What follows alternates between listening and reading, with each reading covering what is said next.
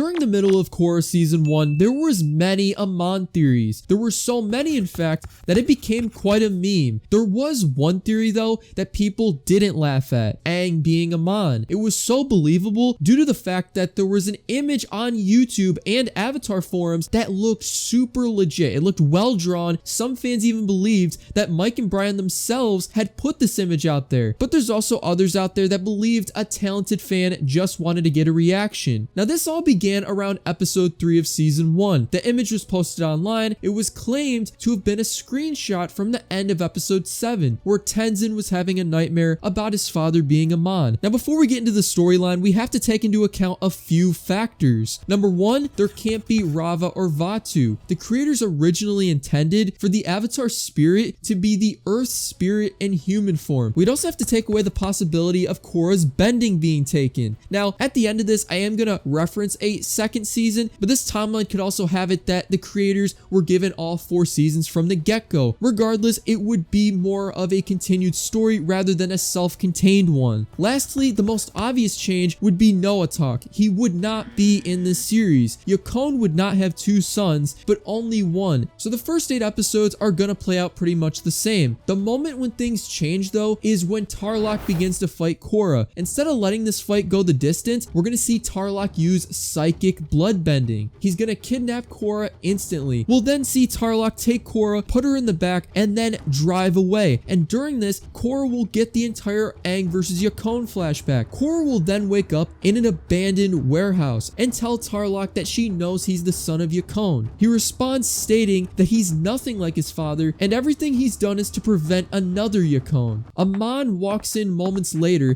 and it's revealed at this moment that Tarrlok works directly under Amon. It's his job as a councilman to instigate the public into further hating benders. His second mission was to get close to the Avatar to the point where he could bring her in easily. The thing is though, Korra will not be staying for very long, and the reason is because Amon himself intends to free her. He just wanted her to be a messenger. He just wanted to prove that the final stages of his plan are about to begin. Korra is gonna walk away as he sets her free, but before she walks out of the room, Amon takes his mask off and it's Avatar Aang with a smirk, and instantly a bomb goes off, so she escapes. Minutes later, Naga arrives and saves her, and we basically see a similar ending to what we saw in episode 9, but wait just a second, because we can't forget about Tenzin and the others. They obviously had to save Lin's officers. Nothing clearly changes here, right? Well, there are a few changes, like for example, Tarrlok doesn't return to City Hall. He's with Korra and Amon the entire time, so nobody knows that he's a bloodbender. However, they will know that he took Korra, as the Equalists aren't aware of Tarrlok's true motives. That's only something Amon would know, and his true identity will be revealed once the final phase of the plan begins. Now we're going on to episode 10 now. Korra explains to everybody what happened. Tenzin finds out and has his doubts since it logically can't make sense. He knows people would dress up like Avatar Aang in the past. He just assumes that's what he's doing, and he's just trying to get a rise out of everybody and have them vulnerable. Later on, we see Tenzin go to City Hall as he leaves Lin and everybody back at Air Temple Island. But instead of Tenzin being the only council member left, Tarrlok is actually there, and he's been there for hours. He has Chief Saikon send out the rest of his force to defuse bombs that Equalists placed in many neighborhoods. His intention here is for the citizens to believe that the police are placing bombs to destroy their homes. Tenzin, obviously enraged by this, begins accusing him of being an Equalist spy, and obviously at first nobody takes him seriously. However, what does cause everybody to believe Tenzin is the council page, because he comes in to confirm what Tenzin knows. Instantly, Tarrlok bloodbends them and runs away. So essentially the scene we had in episode 9 has been moved down just a little bit. They wake up moments later thanks to Team Avatar. They arrived because the city was under attack. Tenzin realizes the chaos that's going on and decides to contact the general of the United Forces. The rest of the episode basically plays out the same,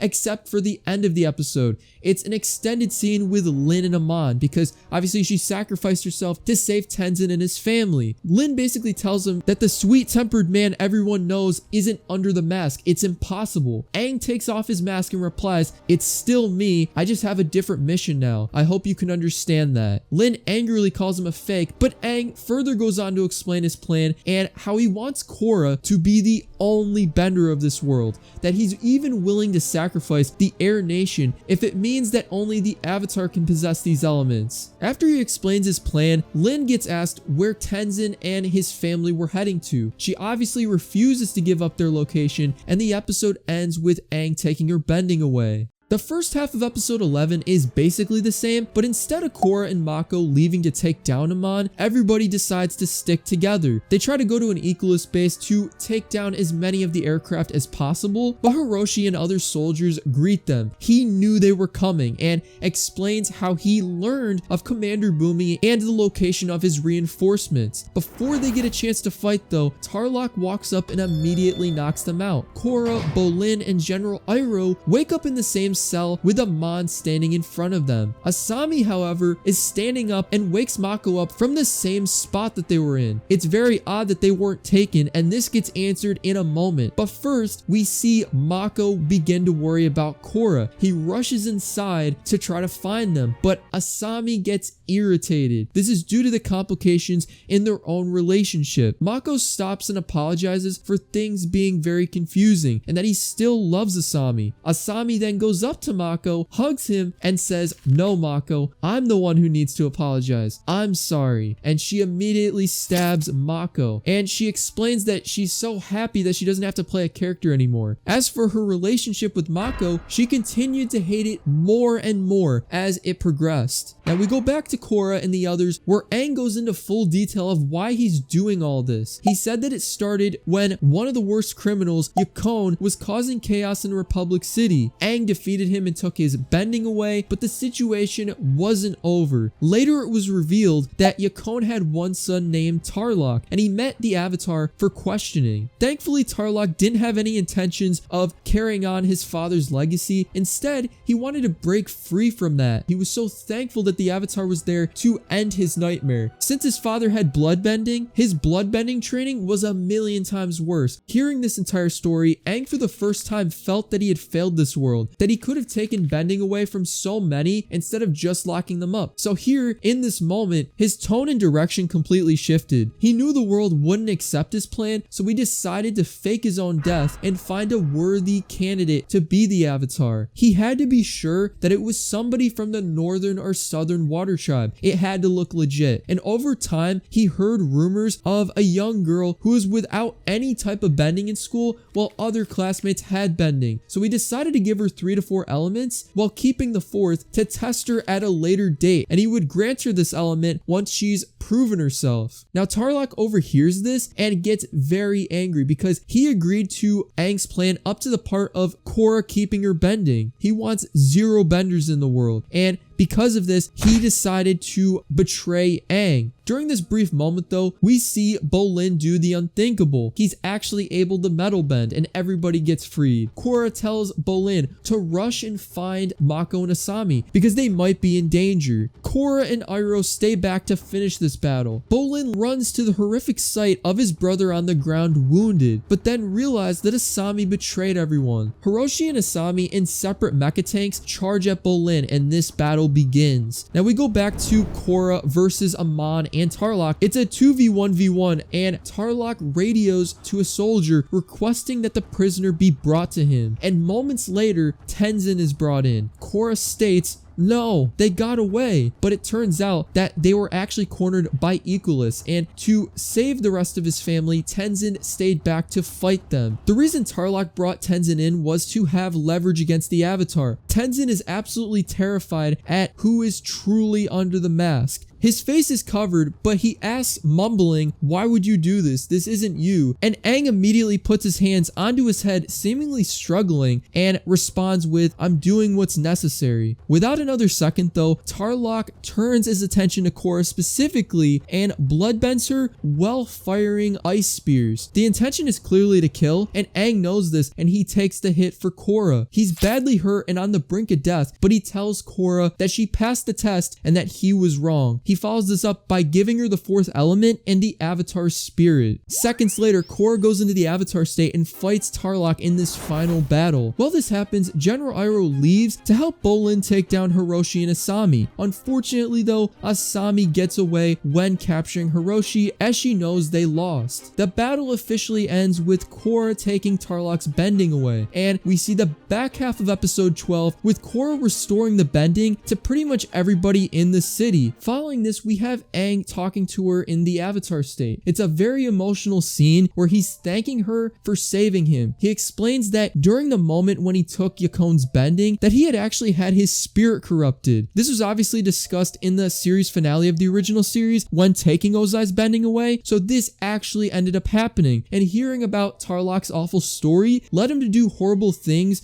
for the right reasons. After that, we see Mako in a hospital bed. He is in critical condition, and what happens to him will be decided in a potential season 2. The last moment of the episode is Lin getting her bending back, and this is the exact same as in the original episode, but we do get 2 post-credit scenes. We first of all get to see that the lieutenant is the new leader of the Equalists, since Amon's true identity was never revealed, and the revolution is gonna continue in season 2. We also see Asami in a forest somewhere all alone, thinking about how she wishes she had gotten to know Avatar Korra better. What I really like about this what if is the fact that it kind of adds to the title The Legend of Korra. Obviously they couldn't put the word Avatar in it, but the idea of Korra isn't a reincarnation of Avatar Aang in previous avatars. I feel like that's what makes the title even better. It's a very different take, and it's starting kind of a brand new cycle. It's kind of what happened with Harmonic Convergence, but this is much cooler because she can still talk to the previous avatars. All of her quote-unquote past lives aren't actually her past lives. What do you guys think of this what if? How would you have written it? I'd like to hear everyone's thoughts down below.